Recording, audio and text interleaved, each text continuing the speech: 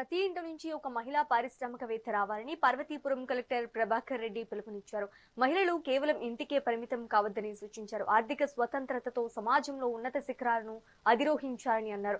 అంతర్జాతీయ మహిళా దినోత్సవం సందర్భంగా ప్రత్యేక కార్యక్రమాన్ని నిర్వహించారు. ఈ వేడుకల్లో MLA Vijay Chandra, joint collector Yashwant Kumar Reddy, sub collector వైశాలులు పాల్గొన్నారు. ఈ సందర్భంగా 9,337 స్వయం సహాయక సంఘాల్లోని 62,954 మంది మహిళలకు చెక్కులను ఎమ్మెల్యే అందజేశారు.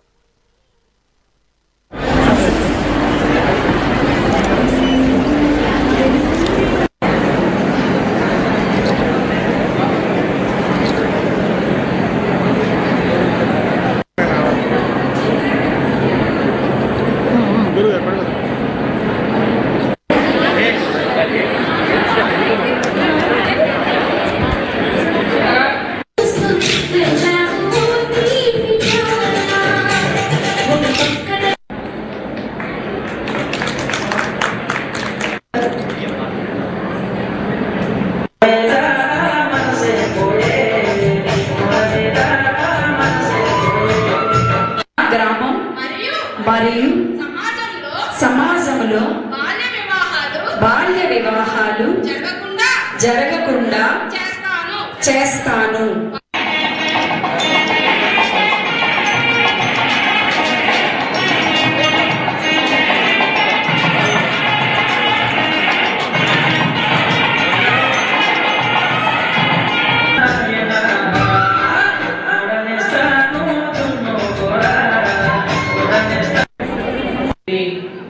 ఈ సమస్యను కనిపెట్టి ఇంటి పట్టాలు ఎవరి పేరు మీద ఇచ్చారు?